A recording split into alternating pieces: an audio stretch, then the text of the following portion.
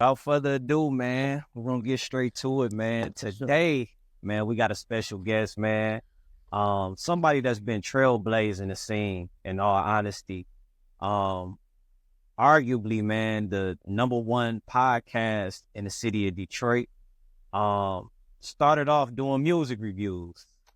Started off shooting music videos. Yeah, started off shooting music videos, but the overall notoriety. Oh, for sure. Through the music reviews, and then turned the city up with the podcast, man. We got KidL in the building. What's going on, my brother? How y'all doing today, man? I love the studio. I love the vibes already, bro. Yes, sir. Yes, sir, man. Definitely appreciate it again.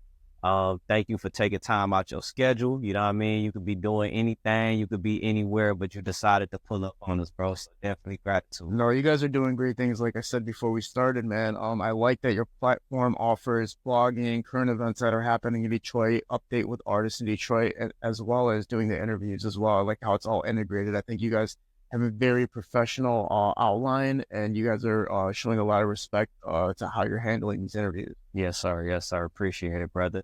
So, man, just in 2024, bro, just to talk about the now, what's been your mindset? You know what I mean? What's been the vibes coming into the year, man? Like, I know a lot of people do New Year's resolutions coming into, New Year's. Did you do that? And if you did, have you been accomplishing some of those goals that you had in mind? As far as New Year's resolutions, not really. I didn't really set any. I think I just took it day by day pretty much. I didn't really set out to change anything or do anything. I just do what I always do and just day by day try to improve myself and try to figure out what I can do to not only better myself, but like help anybody around me. Yes, sir. Yes, sir. Yes, sir. And even for the year, tremendous interviews, you know what I mean? So far this year, what would you consider your favorite interview or your best interview thus far? This year, that's really hard to say, man. To be honest, I haven't really been, I think the most important interview I ever did was with Chanel. Chanel is Icewear Vezo's manager. She literally just gave free game to these artists in Michigan and the city particularly. It was just too motivational and just too raw and real. And I'm happy that I got support, but I really wish more people would go watch that interview with Chanel, especially if you're an upcoming artist or even if you're a semi-established artist in the industry. It gives you so much insight into how to maneuver in what this chaos is in the music scene right now. Absolutely, 100%. No, I actually had the opportunity to look at it and watch the interview, and I'd agree. Yeah. Full of gems, you know what I mean, full of guidance, you know what I mean, to navigate the industry. So definitely gotta go check that one out. For sure. A lot of people know what you do. A lot of people are familiar with the podcast, and just what you offer and bring to the city. So before we get into the nuances, because part of this interview, I kind of wanted to go into it with the hopes of kind of doing a rendition of the Chanel type of interview where you could give your expertise, you know what I mean? Give your game, give your knowledge, you know what I mean, of what you know about the industry, what you think artists should do, what you think platforms should do, and etc. But before we get into that, man, if you can, just talk a little bit about where you from, talk about your upbringing and what was life like, you know what I mean, in the area that you were raised in. Okay, so I grew up in Warren, and while I was growing up in Warren, I got in a severe car accident. I temporarily died during the car accident where they resuscitated me. And after that, there was like a huge lawsuit settlement. So that way, our family decided to move out of Warren after that. I wasn't actually able to touch the funds till I was like 18 years old. Yeah, which is the worst. Yeah, but I knew it was coming growing up. I can't wait to get my hands on that money. But growing up, we moved to Metro Detroit, and I was just not doing well in school, man. Like I was always fighting or just getting in trouble, so I was constantly getting suspended, constantly just like getting sent to the corner of the room. Like I never had recess or I never had like playtime with friends or anything like that. So I was always secluded.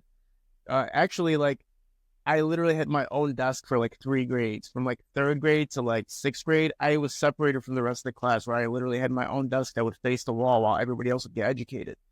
Middle school, I was a straight up student, and then essentially my principal thought I was very intelligent, so he decided to socially promote me, which means like even though you failed all your classes, you still get to advance to the next grade. So I advanced to the next grade, but I ended up getting kicked out of school, and I got sent to this school where like a bunch of bad kids go or whatever, and then I eventually dropped out of school. So that was kind of like my upbringing a little bit in a nutshell. But during this entire time, I was always involved in film, video cameras, just filming production, just skits, music videos, just whatever I could do. Like that was kind of my whole thing, you know what I mean? Until I eventually took it more professionally when I turned about 18 years old. If we can, to take because you said a lot, Yeah, for sure. just to take a step back to like the car accident. How old were you when this event took place? I think I was about 6 or 7 years old. I got in a car accident. They got me back to life, and then unfortunately, the pharmacies gave me the wrong prescription medication. So even after I was recovered, the medication actually ended up making me go back to the hospital, where again I almost lost my life.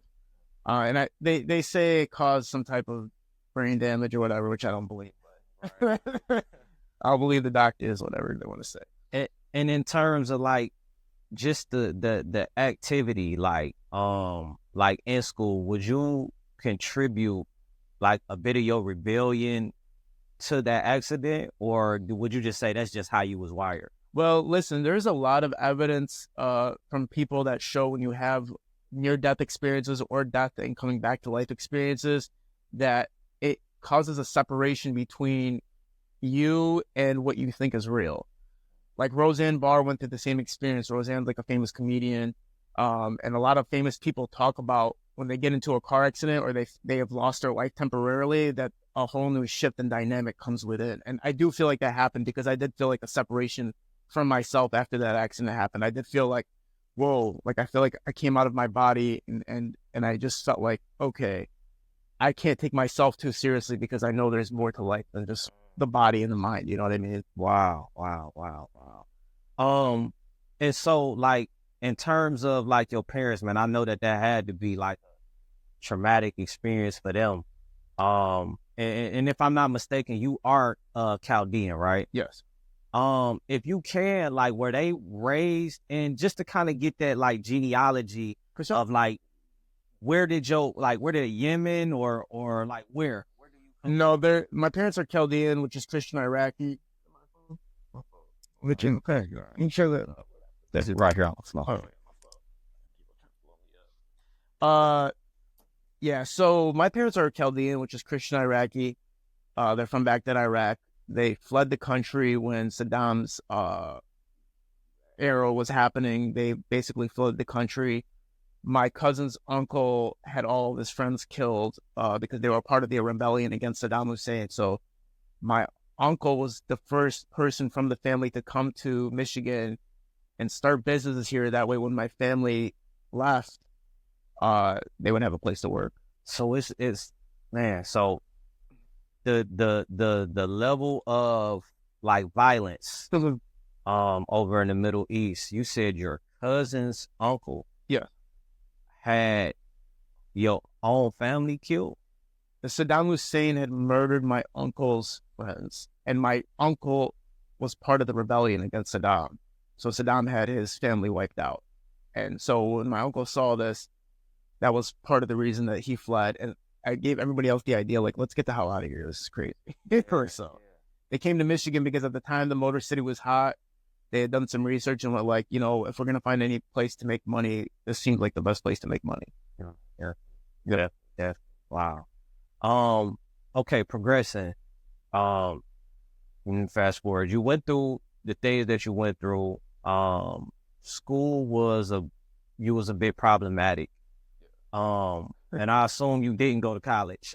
No, I don't know. I dropped out, man. Right. You said you dropped out, right? When I dropped out, it was like a Boy Meets World moment. Like Feeney, like I called my principal called me the first day of school for 12th grade. He's like, "Yo, where you at?" And I was like, "I'm dropping out." And I just remember hearing this long pause from him. He's like, all right, man. He's like, all right, we did all we could do. And that was the end of it. So I left school after that. From a cultural standpoint, though, like, were your parents upset? Like, how was people viewing you? It was terrible. Like my family and friends had a huge meeting about if I should drop out or not. One of my cousins was like, he should stay in school, get his GED, or go to college. And then my other cousin was like, yo, the dude is a straight up student with 0 credits in the 12th grade. How many more years is he gonna go to school before we figure out this is not working for him? And that was when we made the decision to drop out. Telling you, man, that first day I woke up and didn't have to go to school was literally the best day of my life. That was about that every single day. Straight up. And you say film and entertainment was something that you enjoyed at that point. Oh yeah, since I was like 12 years old. So this, like, even prior to that, I already knew what I wanted to do in my life. I already knew I wanted to be in the entertainment industry. I already knew I wanted to be a video director, film director, acting, something. I knew I wanted to be a part of it. Where did that passion come from, if you could remember? My uncle used to make skits on his camcorder. Like, he used to get my cousins together, make skits with them, and then I would watch this and be like, this is freaking hilarious. Like, you guys are straight up, like, doing this, and I wanted to do it too, so I took my mom's video camera and started filming skits with my brother and stuff. Then I would take those skits to my family's house, and when we would have gatherings with the family, and I would show them these skits that I made, and they would be like, yo, you're good at this. Like, keep doing that. And it was the first time anybody ever told me I was good at something. So I knew it was like, all right, keep doing this. And I fell in love with it. Dope. And so as time goes on, at what point of time in your life did you actually, like, really get a real opportunity in the film industry? So I think anybody watching this would more so want to know probably about the music video era more than like the other stuff I was doing, because I was like I was a part of documentaries and like little things here and there, but nothing serious. Around 2013, I started shooting music videos for Nolan Presley. He's 2 Chainz' sound engineer right now. And he had a shed, and we'd shoot music videos in a shed. He had a whole tape called Shed Life. It was crazy. And then from his connection, a whole bunch of other artists reached out to me to start working with me, and we started shooting music videos. I went out to New York, I went out to LA, I was shooting music videos like that consistently. And then eventually I got to meet Sada in like 2017, and that's when I got to shoot Ape Shit, which generated 1 million views.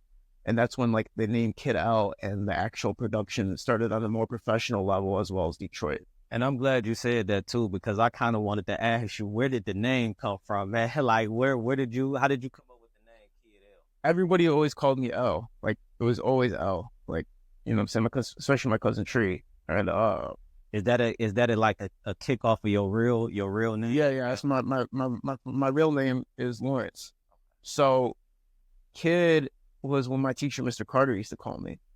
I don't know why. Out of everybody in the class, he used to always call me Kid. He used to have a funny accent when he used to say it, but it stuck through school. So in school, it was like Kid, and then everybody else called me L. So it was like, all right, kiddo. So you actually had that in back in high school. You had that. Yeah, Kid was always a nickname, and then L was always my name. I just always called me L. For sure. Relationship forming with Sada. Yeah.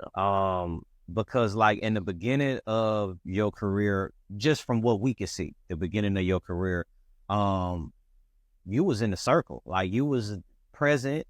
You were always around, you know what I mean? If you can, talk a little bit about your relationship with Sada and, and just y'all chemistry and dynamics.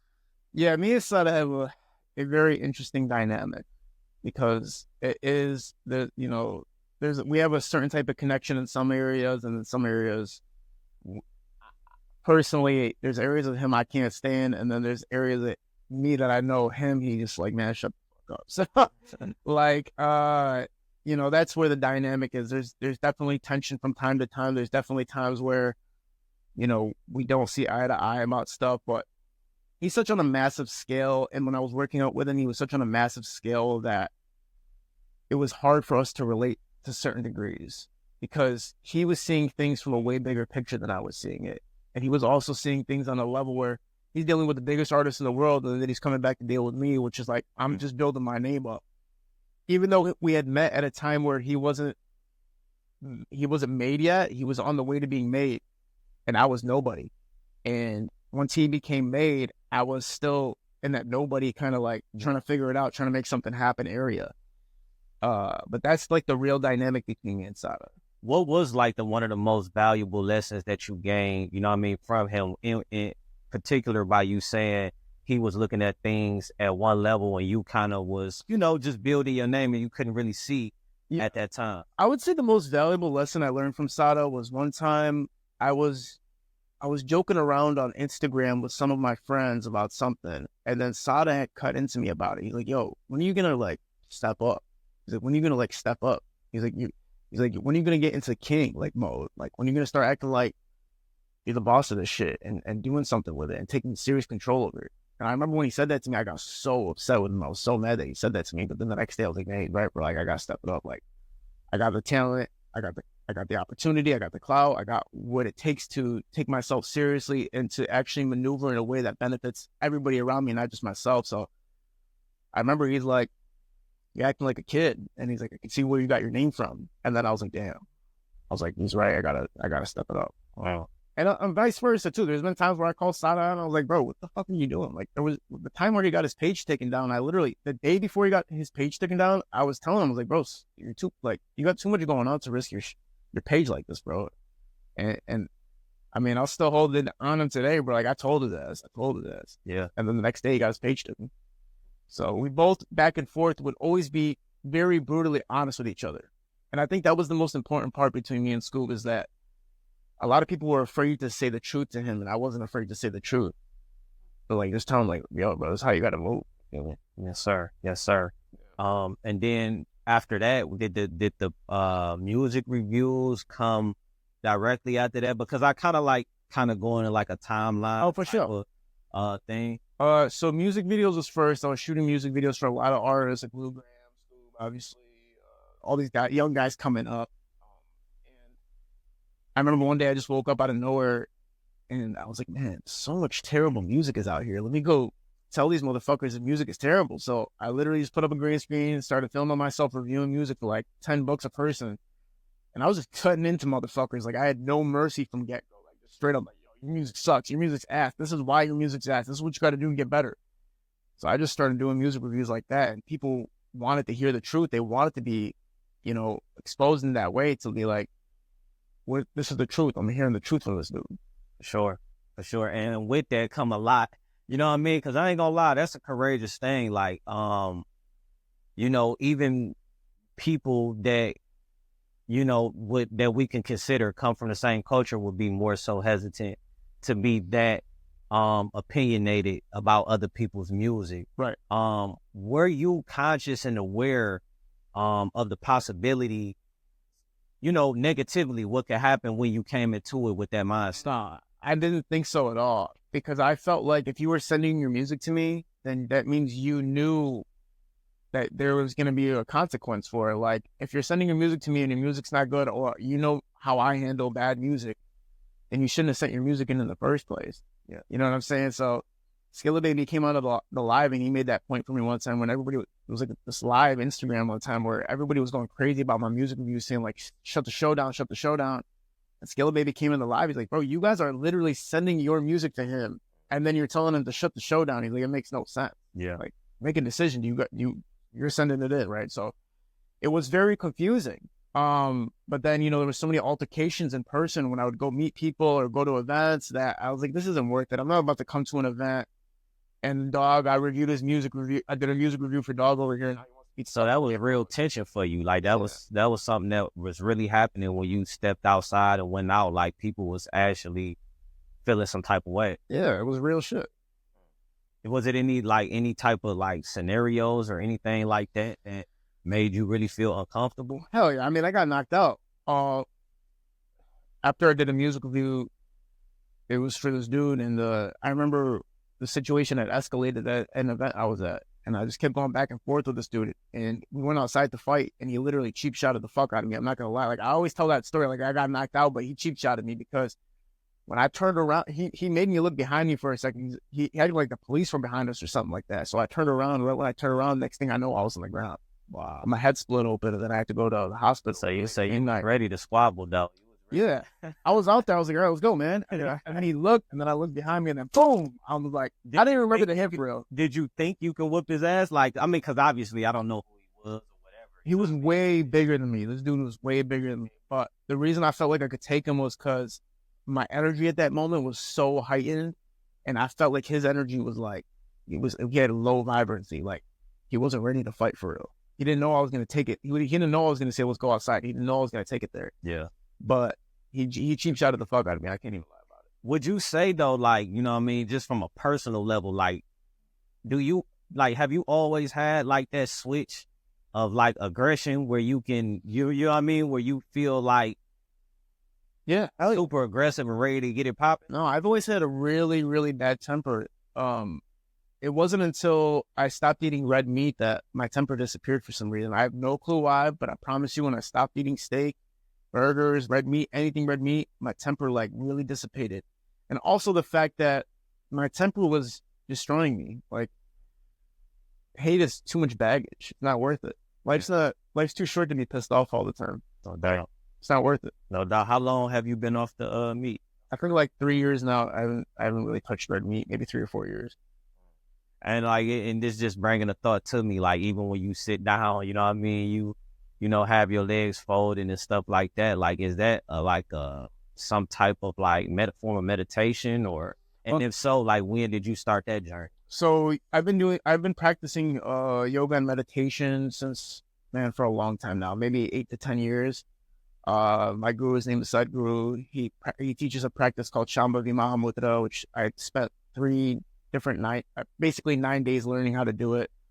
And I do it every single morning. I've never missed a day in years. And posture that I have when I'm doing interviews is very essential, because I'm really focusing in on what this person is saying in front of me. Like, everything this person is saying, everything that they're trying to emote, I'm paying attention to every detail, from body language to the actual physicalness of what they're saying, the room itself, the vibrancy and everything. I'm really paying attention to everything somebody has to say to me. No. I feel like if I sat there like this and I was like, yeah, you feel me, like, what up, then I wouldn't be able to like really know what he's saying. Absolutely.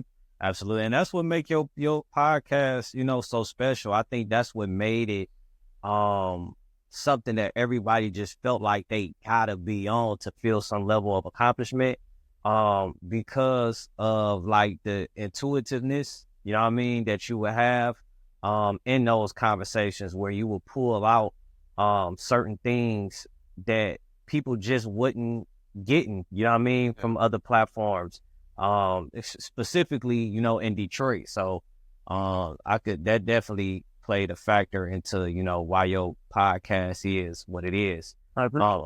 What's the ultimate, like, with that type of practice, what is the ultimate thing? Because I would assume that you was Muslim. Like, that's what I thought, like, you know. No, I don't practice any religion. Like, I'm not a faith-based person. Like, I do believe in to walk in those ways. Like, if you do believe in God, then it's a great thing to believe in, because there's so many outlines of how to live life, and so many practices that you can follow. But yoga and meditation is simply about living in exact reality, living in life, and not living in the mental state or the physical state, because our mental can take us in so many different directions, and our physical can take us in so many different directions. So for me, I would rather be rooted in just life itself than to be constantly following what my mind says. I want to go hook up with this girl, or I want to go eat this food, or I want to go make this crazy decision. It's like, these are all compulsions from the mind and the body that, if you're not really disciplined, and if you're too associated with those things, then you're never going to really experience life itself. Wow. And are your parents Muslim though? No, we have no Muslims in our family. Oh, so y'all, okay. No, there's no yoga meditation isn't even a Muslim thing. It's from India. Yeah. In India, religion isn't even really a thing. They have people that they praise and look up to, but they don't actually have like gods or like actual religion in India. Like, it's not really a set thing to, like, I follow this god or that god. There's gods as far as like Shiva and stuff like that. They don't even call those guys gods. That Shiva is just like Adiyogi, one of the first yogis, but they don't actually necessarily consider it a god form. No doubt. You know what I mean? No doubt. Yeah. So, okay. exiting out of the music reviews, and doing research, first interview with Helliva. After doing that interview, you were inspired to actually make that a thing. Talk a little bit about that process. Yeah, so we were doing music reviews, and Helliva wanted to be a part of it. So he came and did music reviews with us. And then after the music reviews were over, I was like, yo, I got Helliva sitting next to me. Let me interview him. Asked him some questions. We posted those questions on the internet, and they went nuts. People were like, yo, start doing more of this. Like, get more people talking and shit, which is basically doing an interview and doing a podcast. So all my friends, everybody I ever met in the game from 2017 till that point wanted to come on the podcast. So I just had all my friends on. I had like Dabo on, you know what I'm saying? Willie Sees Green on, you know what I'm saying? I had like Nick Margetic, you know, Hustleberry Finn, Kiefer. I had all the people I already knew on, and they started reaching out to their friends like, yo, you need to go on KidL's podcast. And, you know, I was kind of doing favors a little bit in the beginning, just like, you know, helping people out. I had enough of a following at the time where it was good exposure for people. So I'm like, yo, come through. And then we had to start monetizing it after a while because we were going to go dead broke. So, you know, we tried to find sponsorships, or we'd be like, yo, can some people cover the cost? Like, how are we going to figure this out? Yeah. So we had to find out the logistics of it all. And so even with the forming of it, and gravitating towards the monetization standpoint, what moment, like, did you realize that you had to do it? Like, was it like, were you losing money? Like, were you paying? Like, I mean, bro, we're still losing money. Everybody's always like, oh, y'all are getting rich off this. Y'all are getting, well, no, bro, nobody's getting rich off interviews, bro. Explain how you losing. Well, essentially, cancelizations are the number one reason why we lose a lot of money, right? Let's say an artist says he's going to pull up at 9 o'clock, and we're not, the cameraman doesn't work for free. The studio doesn't get rented out for free. Everything that's associated with our production doesn't come for free. Somebody has to pay for that stuff. It's not like we're just sitting here with cell phone cameras and stuff like that, and we're just like, okay, we can get them. No, this is a real production we have. It's a $10,000 production. So if an artist cancels a 9 o'clock spot and he was sponsored, you have to refund the sponsor. And then you still have to pay the studio time. And then you still have to pay the cameraman. So that cost adds up over time. And we say the cameraman ain't going for it. No, it's his time. Yeah. It's his time. He's like, yeah, you said that I was going to have an interview to record at 9 o'clock. It's 9 o'clock. Where's my money? So you can't sit there and be like, oh, yeah, you know, he didn't show up to the camera guy. That's like if you go to work at Kroger or something like that, and they're like, oh, yeah, you can clock out early. It's like, nah, man. Like, if you tell me I'll clock out early, I'm going to lose money. I could have got another job where I'm going to make sure I'm going to get all my hours in. I can make more money. So it doesn't work like that. So when people cancel, you lose tons of money. And we've lost thousands of dollars on people canceling. You got to refund sponsors, and then the sponsor, because they sent you the money in the first place, want their money back. And on top of that, they want another free sponsored episode, which they have the right to do it because they gave you all that clothes, they gave you all that merchandise. So now they lost out on money. And then you also lose money just based on the fact that sometimes we comp the artists. Like, we'll be like, yo, man, just come up, bro. Pull up. Yeah. I'll cover the cost of it. I want this interview so bad that I'm going to cover the cost of whatever everything costs. I'm going to cover all the editor, the camera guy, the studio. We're going to cover all the costs for it. Yeah. Did you pay for any interviews early on, or like, even now, are there any specific interviews that you don't have to name? No, I'll name them. I paid Jack Funny. And the reason I paid Jack Funny to do an interview was because he was going to come do it. He was going to do it on the log, but it was just taking so long that I was like, look, Jack, we're going to throw you money. But I also threw him the money because I wanted to show him, like, bro, you can make a living off this shit. Because at the time he was working a job. And I was like, bro, why are you working a job, bro? Like, you know, you can just quit and you're going to take off. Like, because you're going to dedicate your time to your practice, to your work, to your entertainment, and you're going to take off that way. So I paid him. He came, did a great interview, and then he was gone. And I was glad I did that. I was glad I was one of the first people to pay him to, like, work. No doubt. You know what I'm saying? No doubt. I want to take a couple little steps back. In that beginning stage, when you were like just starting off the interviews, like you said, you did Helliva, you did all of the people you know, they start referring other people. Did you feel like you was like weak? You know what I mean? During that time, did you feel like, what was your confidence level at that point? Or you was just like, to hell with it, I'm just gonna have fun the podcast started off as a completely fun thing. It was supposed to be comedic. It was supposed to be fun, but it was also supposed to be like, entertaining. Like you're listening to legendary stories from these artists and entertainers from the industry. So it was supposed to be fun, cool, kicking it. And I think over time, I just gathered a responsibility that I never asked for, but I took that responsibility. Over time, people said, you got to watch who you have on your podcast. You got to make sure that everything you say is 100% accurate. You got to make sure that there is no beefs and all these things that I'm hearing from Detroit, and they're calling me out for all these things. And I was like, okay, I didn't realize that I just accumulated all this responsibility. Yeah. I will take this responsibility. And so as you name those things off, can you talk about the situations that each one was brought to you? Like what interviews or who came and sat down that made those three, points essential? Well, I can't name any names on the first one. It was a female artist, and I had said something during the interview that I should have clarified before the interview had started, and I did it, and that caused the whole wave of commotion. Mm-hmm. We had to end up take the interview down. That was one of my first lessons of learning. Like, you have to ask a person before you interview them, like, what's off the table? What can we not talk about? That was one huge thing I started learning.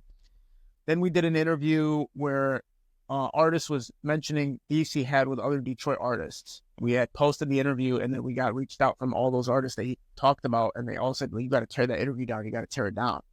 I didn't tear it down, but it was so much commotion that my life was at risk at that point. I remember my life straight up being at risk, like, oh my God, if I don't take this interview down, these dudes are going to come hurt me. But without saying on that, like you were actually getting threats. Yeah. But I mean, to this day, I still get threats to take down interviews and everything like that. But I have so many people that, anyway. But the whole point is, that was a thing I didn't even realize was going to happen. So I was like, okay, when an artist brings up somebody else's name, we really got to make sure you're accurate about everything you say. And I'm not going to push you to the point where you're going to start indicting, exposing, snitching, or make a person seem like they're in the wrong totally. You can speak your piece on them in a respectful way, but don't go crazy on somebody. So that was something I had to learn right there. And then, there's just so much politics with interviews. It's crazy. Like, like we had a puppet come on a couple weeks ago that said he was the first puppet from Detroit. This is hilarious. This is like, I'm watching this. This is the funniest shit I've ever seen. We post it. Oh, no, bro. CP was the first one. Everybody's going crazy in the comments. Like, oh, he was the first. Oh, take this down. This is misinformation. Eastside I was going. I'm like, bro, what? Are we? All right. And then I started realizing, okay, we can't have fun on the podcast. We can't. Like, no more fun. Too many people want to go crazy about having, somebody joking around, somebody obviously clowning around. We can't have fun. So now I'm kind of realizing, like, everybody's always going to have a problem. Everybody's always going to have a problem. So I'm not looking at that no more. If you have a problem, you go take it up with the person we did the interview with, bro. Yeah. Unless KidL says something that made you feel like you're being disrespected, unless I initiated something that makes you feel disrespected, then take your problem out with that person that we interviewed. Because that person can go grab a cell phone, film what the hell he wants to say, go pay a platform to post it, and do the same exact thing. He just happened to do it on my platform, okay? So now we're at a very genuine, organic state where, like, yes, we're not going to push beefs. Yes, we're not going to push problems. But we're also not going to limit ourselves to say, oh, yeah, we're going to stop having a puppet coming on saying that he was the first. Like, show the fuck out. So That's where we're at with everything right now. And even with the whole, like, first thing, I hear a lot of people say, well, I wouldn't even say that I hear a lot of people say, but it's a question of, like, was that something that you introduced and then it just spun into a thing where people just automatically know? You know what's hilarious about the first thing? When everybody started saying they were the first person to say it was H. King. He was like, I was the first person to say my baby. And Baby Truth was another person. He said he was the first rapper named Baby with music on iTunes and Spotify and all that. And so when it was happening, I was just posting what they were saying. I never thought that people were going to be like, what's up with all the first? What's up with all the first? I was literally just like, yo, this is what they're saying. Like, I don't know. And that's the funny part about people watching the podcast. It's like, you don't know what they're going to pick up on or tear down or make funnier or make worse. Like, you don't know where it's going to come from ever. But no, to answer your question, it wasn't a planned thing. It just happened. Just organically. It was hilarious, though. Shit's funny. No. It's just so funny, bro. And the thing that makes me mad about it is, like, people would come on saying that they're the first, and a lot of people loved it. Like, a lot of people thought it was hilarious, but then there was so many people who just had problems with it. It's like, man, can you guys just relax, bro? Like, just relax, man. And that was like one of your main goals, is to, like, even though you didn't deliberately introduce the first thing, but overall you would say that your main goal was to bring a bit of humor to the, you know what I mean, where things not so rigid. And because you seem like your natural spirit is like funny, like, you get what I'm saying, like you do skits, you know, even with the cash doll stuff you do, like you seem like a lightweight comedian, you know what I mean? Bro, people are just mad, bro. People are just mad. They sit. Sometimes people got nothing going on. They got nothing, bro. And I feel for people who got nothing. I do feel for people who got nothing, but they want to find something to be mad about. And that's why sometimes I don't read the comments, because I'm almost like, somebody's always going to be mad. At the end of the day, somebody's always going to be mad about something. I don't even know what it might be. It might be that I'm sitting with my legs folded. It might be that dude said somebody's name. It might be that, like, I don't even know, bro. At the end of the day, you didn't ask enough questions. We just did an interview yesterday with D-Pots. It was an hour-long interview. You know what the comment, number one like comment was? Why'd you make the interview short? Why didn't you make the interview longer? I'm like, sitting there like, bro, what the fuck? Like, what? All right, so if there's always going to be a problem, then there's always going to be a problem. Let's just do the show. However the show goes is however the show goes. I can't keep sitting here and paying attention to what the problem is anymore. You know what I'm saying? Nah, most definitely. If you was to say what you've brought to the culture of Detroit's entertainment, hip hop scene, what would you as KidL say that you brought to the table? Well, I wouldn't want to speak for myself on that, but from what my friends tell me and from what people around me tell me, people in interviews tell me, is like, people have the opportunity to really express themselves on the podcast and really get out what they really always wanted to get out, and they feel like a comfortable environment, and they feel like it's a safe way to say what they really want to say. And there's so much exposure in it that it's helping careers, and it's helping people, you know, rebrand themselves. It's helping people that might have maybe fell off, come back up. It helps people that are on right now get bigger. It helps people that don't have a name yet get heard. So really, we're helping individuals, we're helping businesses, we're helping artists, we're helping entertainers, we're helping people that feel like they got nothing and they just need to speak. And they're all, a majority of them are from Detroit. So at the end of the day, there's a lot of people that are coming on and they're from Detroit and they feel like they can speak now. Definitely. And in that, you know what I mean, when you hear, like, you know, even just like some of the things that just kind of been rotating and going along, like when you hear that word in which Dollface famously quoted CV. Vulture, right? Yeah, so when, you know, after explaining what you feel like you brought to the culture, when you hear that term culture vulture, what goes through your mind? What goes through your body? I don't like it. I really don't like being called the culture vulture, but the other day I sat down with it and I looked at the perspectives. Me personally, do I feel like I'm a culture vulture? No. But I could see why somebody would say that, because at the end of the day, I'm not from Detroit, right? And I'm not from that community. So somebody that in that community might look at me and go like, man, this dude is, you know, doing something that's part of our culture, not from our culture. So when you're doing something that you're not a part from, people might find offense to it because of that aspect. So I do respect and understand that. And hip hop is such a, man, like, the history behind that is so deep, and it is Black culture at the end of the day. It is originated from Black culture.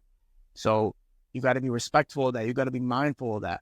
That's why when anybody calls me out for it or calls me out, I don't get mad. What I do is go, okay, let me see your side of it. This is your thing, man. This is your culture at the end of the day. Yeah, respect. And like, even with, like, just say hypothetically, like Vlad, right? Right. He's been called. That dude is a straight up, Vlad is a straight up culture. And now I'm glad that you said that, because my next question was going to be, do you see him as one, and what makes him different than you? Vlad, his job is literally to get clicks on his YouTube video by exposing artists, by getting them to indict themselves, by getting them to snitch, by getting them to create cases against themselves, by creating beefs, by enhancing beefs, making beefs bigger than what they are. His job is literally to get clicks on YouTube and not have any concern for what's going to happen to that artist after that interview is over. My concern when I do interviews, is this going to help this artist? How much is it going to help this artist? Is this going to hurt anybody else? Because if it's going to hurt anybody else, we got to be very, very cautious in how we approach this, because I do not want to do anything that hurts Detroit culture or do anything that hurts the entertainment scene in Detroit. Especially right now, man, when other labels looking at the city, with other people looking at the city wanting to work, the last thing you want to do is expose something to make it seem like it's not safe to be around here, or to seem that it's unprofessional to be working with some of these artists. Vlad doesn't give a damn about none of that. Vlad like, yo, come do an interview, indict yourself, you know what I'm saying? Snitch on your boys. Let's make these beefs bigger than they are. You know what I'm saying? Come do that. That's what I'm here for. I'm going to make that happen. But I'll blame the artist for going on there too. So I can't really exile him, but I can say, like, clearly the dude doesn't give a fuck what's about to happen to you after this interview. Yeah, no doubt. I agree. One of the questions that people do bring up in the conversation of being a culture vulture is the fact that they don't see any fellow Chaldeans or as many white people. And one person, even I heard somebody say that the reason why he don't do it is because culturally, to have a brother, you know what I mean, from the Chaldean community come on the platform and get perceived as this goofy, like with the clips and stuff like that would be a bad look from the other people in the community. What would you say to that? Like, what's your thoughts to that?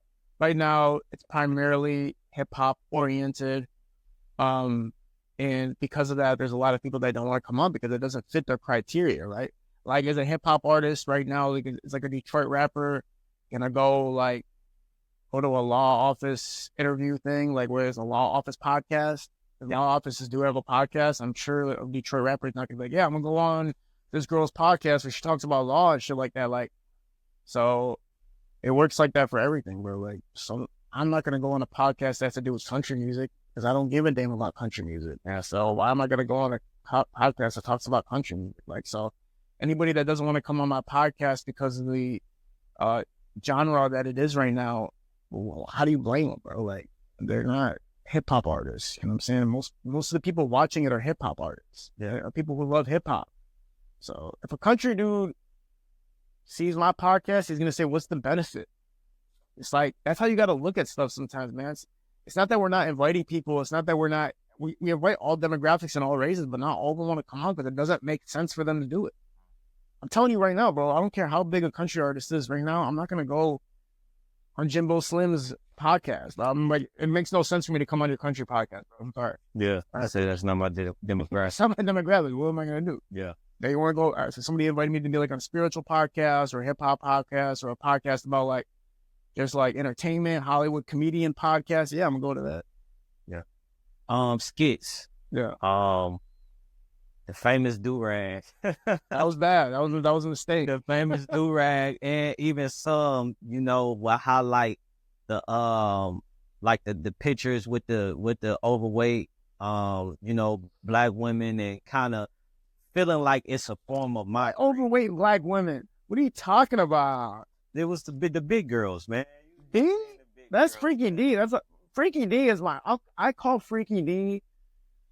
I love D. D, and everybody's talking about that one picture that I have. It's like the only picture I have, and I'm jumping over her or whatever. D is my friend, bro. Me and her have hour-long conversations at least once a week, bro. Like, that's my friend. So when people call that, like, bro, I can call her right now. She's going to pick up, bro, and she's going to cuss out anybody asking me about that. That's what she's going to do. But that's crazy that people like see a picture with me with black women and be like, oh, you, bro, I'm in a club and it's in Detroit and motherfuckers are dancing and having fun. And that's what I'm doing too. And it happens to be that a lot of people in this club are black. The fuck? Like, that's just the bottom line of the situation. Like, they're my friends. And these pictures, these aren't just random people. That girl that grabbed my nuts is me and her have a long history. Like, that ain't just some random girl that grabbed my nuts, bro. Like, me and her have a long live history. I helped give her a lot of exposure on her page. Yeah. And to just to kind of elaborate, because I just want your perspective on the do-rag aspect. Like, you know what I mean? The do-rag was stupid. Because Lando from the Hip Hop Lab had called me and told me why it was stupid. I didn't understand it at the time. I grew up watching the Wayans Brothers. It was one of my favorite TV shows of all time. In the show, they have a dude named White Mike, and he would wear do-rags, and he would wear the funniest fucking clothes. So I seen this dude. I was like, bro, what is he wearing on his head? I'd never seen a do-rag before. I thought that shit was hilarious. So I started rocking that bitch. And then, unfortunately, it's a cultural it's a cultural piece of apparel. I did not know that. And so Lando called him one day, like, bro, look, man, I understand that you're not trying to do nothing wrong, but you guys should take that do-rag off. I was like, all right, shit, man. If you're saying I trust you, bro, so I took that bitch off. No doubt. I'm glad that you know what I mean, kind of recognize, you know what I mean, that could be offensive to you know, to some people. And just to explain that wasn't your intent, you know what I mean? That wasn't your motive, and kind of to get an origin of, you know, where that come from. One thing, in terms of, let's talk to Cash Down. We're going to move past the culture vulture conversation and go to Cash Down. Now, KD, that's obviously, you know what I mean? Shout out KD, her birthday's tomorrow, man. Happy birthday to Cash Doll. I was trying to take her out to Ruth Chris tomorrow, but... See, now that's my question, L. What? Don't you know that this sister got a man? She can bring Tracy with her. It's not, I'm not looking at it like I'm take you out on a date type thing. I'm literally saying, like, yo, she came on my podcast. What does that say to you, right? Like, so you're going to say, okay, she came on my podcast. Does that mean she's against her man's will? No, obviously Tracy's cool. Obviously Tracy's like, yo, you know what I'm saying? Like, I don't got a problem with her, or else he would be like, Cash, like, I don't feel comfortable with her. So she came on my podcast. And I have such a high respect for Cash Doll that I don't look at it like that for her. More so take her out to Ruth Chris because it's like, yo, what's up? Bring Tracy, come through, let's chill, let's have fun, let's do an interview while we do it, whatever. No doubt. Like shit. No doubt. Yeah. And you actually got a lawsuit too, in terms of, like, somehow, some way, in terms of Cash Doll. Yes, that's right. I printed out a poster of Cash Doll at Walmart, and when I went to go pick up the photo, the cashier would not give me the photo because he said that it was lewd content. And the police guy, while I was trying to take the poster from him, he pushed the hell out of me, and it was on security cameras, luckily. Police came, filed a report. Cash. Wow. And you can't speak on how much you sell for. Hell no. But it was some paper, though. It was chill. It wasn't crazy. Okay. It was like money and a gift card and shit. I gave the gift card away. No doubt. Detroit infrastructure, man. I hear you talk about it a lot, and talk about the need that we have to actually build it, to form it. Talk about some of the immediate things that needs to happen. Oh man, the Detroit infrastructure. Let's see. I'm careful when I talk about it because you don't want to hurt people's pockets, and you also don't want people from outside of the city to watch and be like, oh, so what can I poke holes in this? So I'm very careful when I talk about it, because if it is supposed to be what it seems it's supposed to be, then let it be that for now, because Detroit needs as much positivity as it can get. Now, if we can talk about the growth and how to grow the infrastructure, I will say that people need to work and collaborate with people that match their sounds. If it comes down to an artist making a song, he needs to figure out what makes the song sound better instead of figuring out how to make the song monetizable all the time. For instance, it could be a famous Detroit rapper, and he's going to go get another famous Detroit rapper or somebody close to his level on the track with him, because they know when they post that on YouTube, it's going to generate way more views. And they know when they get booked for shows, it's going to be way better to have Dog, who has this following, work with him, you know, instead of anybody at a lower rate that won't bring the same amount of audience, which is going to eventually create an implosion on the music scene itself, because people want to hear good music. They want to come to good shows. They want to be moved. They want something new. When a major artist isn't taking a chance with these upcoming artists that have different sounds, but no clout, no popularity, then you're suffocating what the potential of the sound can be for the future of Detroit music. I understand why these artists aren't taking the risk because, again, they have families to feed, they have labels to pay back, they have contracts. They might not even be in control of their whole situation. But when you're taking away what could potentially be a greater sound for Detroit music in order to monetize yourself and only be worried about your career and what's going on, again, the scene will eventually suffocate itself and implode. Yeah.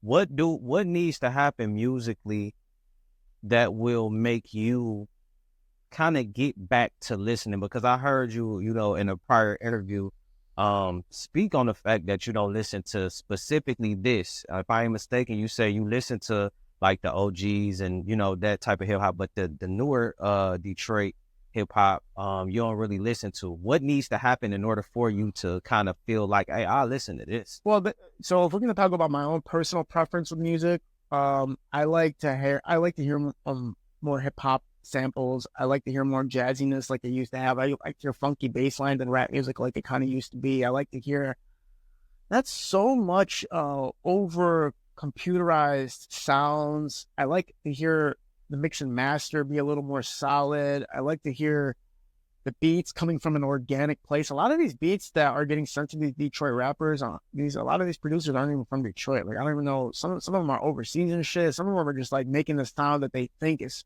supposed to contribute to the artist without actually knowing where these sounds are coming from. Like, if you listen to New Orleans artists, there's still a lot of sounds from New Orleans that are incorporated. Like, you still got horns and shit, man. You still got a lot of crazy ass sounds that are literally from the culture itself. So the producers that are making these sounds and beats for these artists in Detroit, like, they don't even know some of the sounds that are really coming from Detroit. You know what I'm saying? So you're taking away a lot of the organic elements of what makes a Detroit song feel like a Detroit song. Like Payroll Giovanni, Babyface Ray, you know what I'm saying? Skilla Baby, GT, these guys, V's and stuff, like, they're still keeping it. Like, you can still feel that Detroit. You can still feel that organic. And there's a lot of other artists. I can't name everybody, obviously, right now. There's a lot of other artists that are still doing it.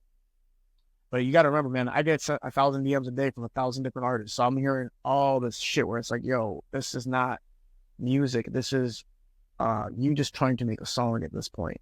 And, unfortunately, some of the mainstream artists are doing that as well. They're just making songs without actually really putting substance into it, putting flavor into it, putting time into it, having reasons behind why they're doing, why they're saying, why this beat is that way, why I went up here and down here. Like, yeah, you're speaking on the science of it. Yeah, the science of it is being kind of taken away, so that's my only concern with it. Yeah. Pivoting a little bit in terms of like media, what is your stance overall on just like the media platforms in Detroit? And I actually, I had this question. I wanted you to, from your opinion, I wanted you to go down the line and on every social media platform that you know and that you can recognize and kind of give your thoughts on everybody's. Sammy, I don't want to hurt anybody's pocket, like I said before, so I got to be careful how I say it. Unfortunately, even if it hurts me, I think a lot of the platforms need to be more restrictive on what they release and what they post. I think they need to pay attention more to what they're posting. I understand that all platforms do have to make a living at the end of the day, so they do have to do what they have to do. But when people are coming to a Detroit platform from out of the city and they're trying to figure out what Detroit sounds like, they might be listening to a repost, or they might be listening to a paid post, and that gives a bad idea of what Detroit music is, because that song could be straight up ash, and it was just there because it was paid for, not because the host or the media of it presented that for people to hear. So the platforms are a huge contribution into how Detroit and the entertainment scene is being perceived now, including myself. I have to be more careful on who I let on my couch. I have to be more careful on what clips that we post or what interviews that we really dial in with, because we're representing Detroit sound visually, producer-wise, artist-wise, entertainment-wise. So we all, as media platforms, have to become a better representation of what Detroit is trying to bring to the table. And so we all have that responsibility, or again, like I said, just like with the artists, it's going to implode on itself eventually, and we're all just going to go broke because of it. Yeah. So you said just the whole idea of like just chasing the money and kind of just, you said so, and that's a difficult thing to tell somebody. It kind of go back to you doing the music review. That's a hell of a thing to tell somebody like, hey, I can't post this trash. Type stuff. Like Hip Hop Lab was, I liked how he did that. I remember when I was shooting music videos and I would send it over to Lando. I'd be like, Lando, post this. Like, you know what I'm saying? I got the money, got the cheese for it. Like, no, bro, I'm not about to do that to my platform, bro. He's like, I'm not about to put that up on my platform. So I really respected that. And, you know, a lot of platforms don't just post anything. A lot of them do like watch and go like, all right, what are we doing here? What are we doing? You got, I can never get upset with them because if they don't get paid, they won't exist. Yeah. But at the end of the day, it is going to eventually, cause a situation where nobody knows what the real Detroit sound is because you're hearing so many, like Say Cheese, for instance, is kind of nationwide, right?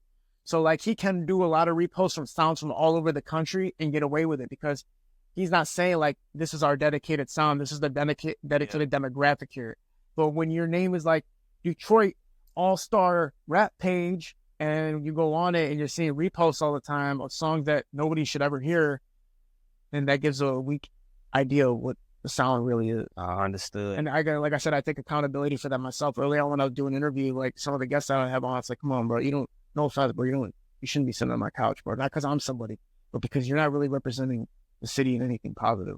Do you turn down like interviews now, like when people just like when random people just? Yeah, I turn down a lot of interviews because I always ask an artist like, what's your purpose for coming to the podcast? Like, what are you trying to achieve out of it? If it's something beef related, I'm not really interested. You can go a lot of different places to do that. If you're here because you want to go you want to go viral, I don't want to deal with that, bro. Unless you want to come on my podcast and start telling your truthful story, telling where you came from and what you think and your perspectives on life, I don't really want to have you on the podcast.